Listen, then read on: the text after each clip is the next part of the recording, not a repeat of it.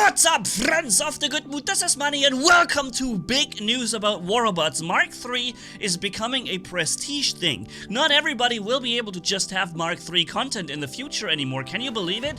I'll explain in a second. Also, we have more information here in the Reddit post. I link it down in the description for you as well. Anti-cheat measures are being taken right now. Apparently, we have pilot rebalance and a big discount on hangar decks. And of course, we also have right now on the test server the title badges, where you, according to your stats and your performance in battle, you may be able to hold titles or special badges next to your profile and name that displays how crazy you are, basically, in game. So that's something you're going to see pop up on test servers now.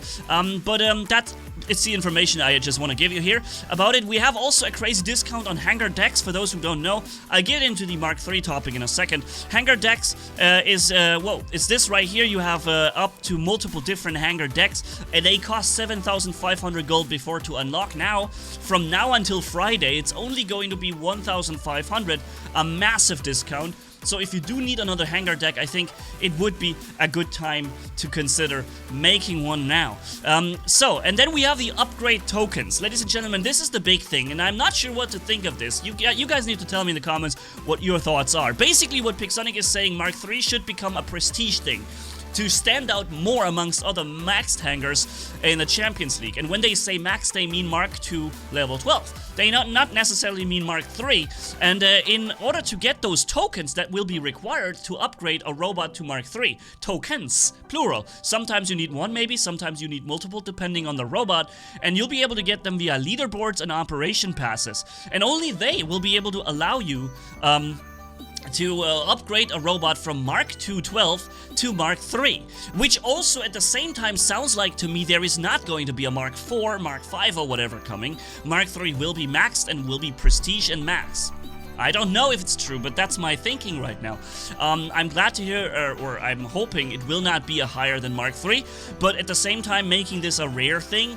I don't know, right now, and PixOnic is even saying this to you, right now you can Mark 3 your stuff. So if I go to my hangar and I find a Mark 2 robot somewhere, Mark 2 level 12 or something, this right here would be here. And oh, it's Mark 1 level 12. Okay, if it's Mark 2 level 12 right now, you can still go enhance it to Mark 3 and it will be Mark 3 and it remain Mark 3. But after the change comes into effect, in order to get Mark 3 then, you'll be requiring the tokens, so PixOnic says, do it now. Okay, whatever. What do you think about this? Tell me in the comments. Measures against cheating.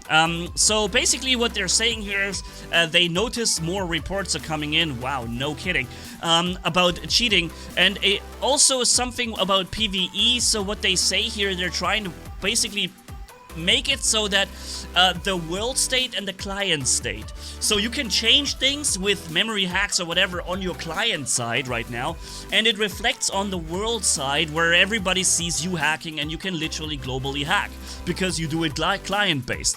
And I think what PixOnic is saying here, I'm not gonna read the whole text, is that they're trying to make it so that they can observe the client and world state closer, and they can detect when in the world state where everybody sees you hacking, the numbers are not correct. Like the ability cooldowns are too fast. You're moving too fast, more faster than you should be, and that they be able to detect that and ban it or stop it. And and for that there is a world state and a client state, and that they can measure it against each other, basically.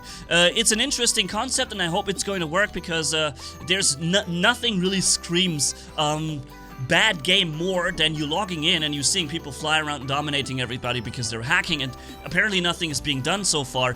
And until that comes in, by the way, they're going to remain on the reporting system, which, no offense, PixOnic, has proven to be completely ineffective.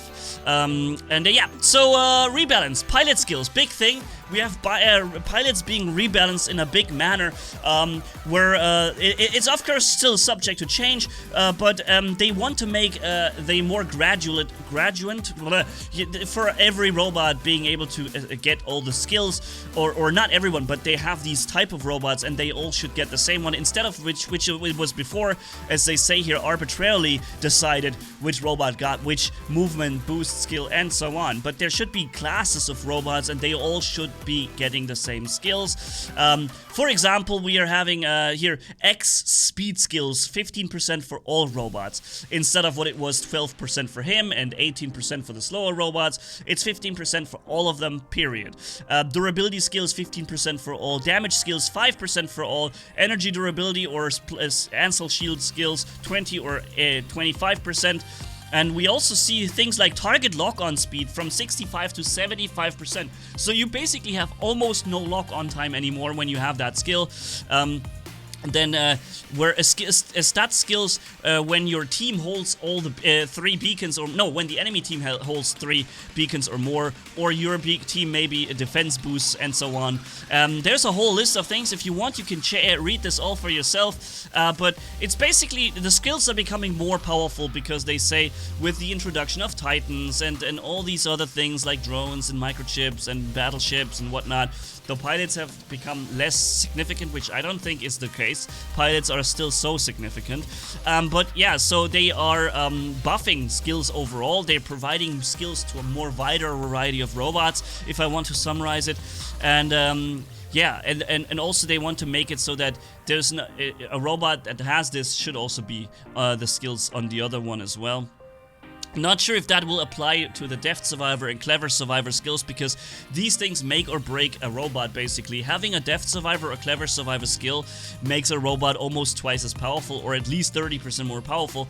And I hope this one is still something they go easy with, because not every robot should have a Deft or Clever Survivor skill, because they factors become too powerful with it, period.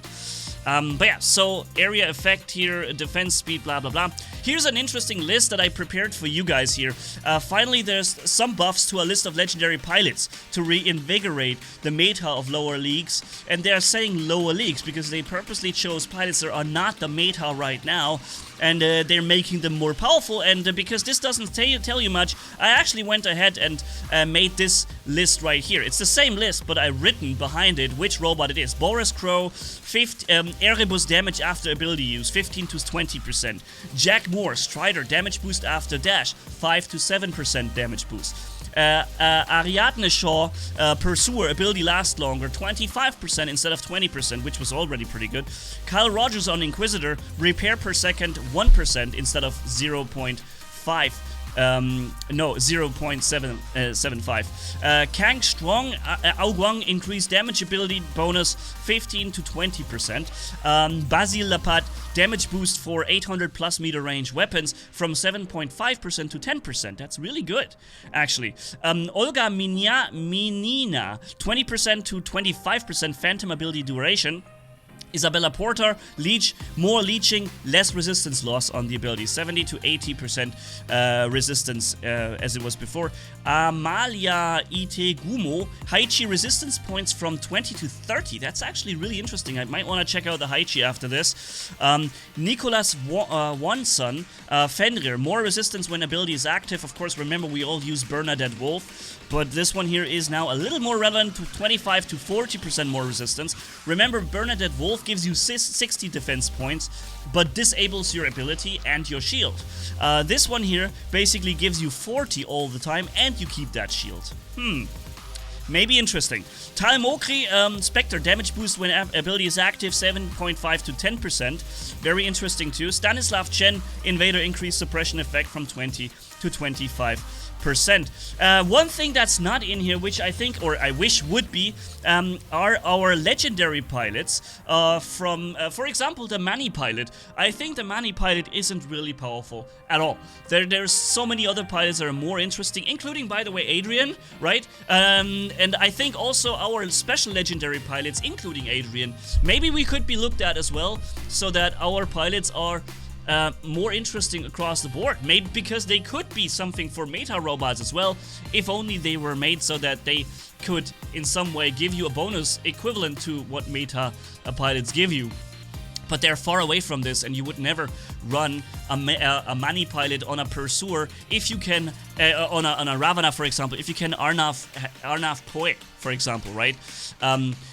Or Captain Clyde is probably much better on the Mars than any other pilot is. It's even crazier for Siren and Harpies with the Yang Li pilot providing crazy things like shield break for the entire ability duration, or the Tixie Hope here, cooldown reduction on this is like a regular pilot for many things. Here, Victoria B, this is what I meant, the power up for the Seraph, right? So there are plenty of pilots that are just so incredibly powerful for their respective robots, where our legendary pilots just can't even compete with remotely, right? And if they would adjust those special edition pilots from Adrian and from me, and the Manni pilot, both of them, maybe we would be seen more on some meta robots. I would wish for it, because I think those are very special pilots, and it would be cool if they had a place in the meta too. But yeah, so for now, ladies and gentlemen, this is it on the live server. Don't want to make this video far too long. Check out the post down below if you want to know more about it, and tell me what you think about the Mark III tokens. Yeah, so something I really want to hear your thoughts on. So for now, thanks for watching, have a good weekend everybody, and catch you in tomorrow's video. Manni signing off. Bye-bye.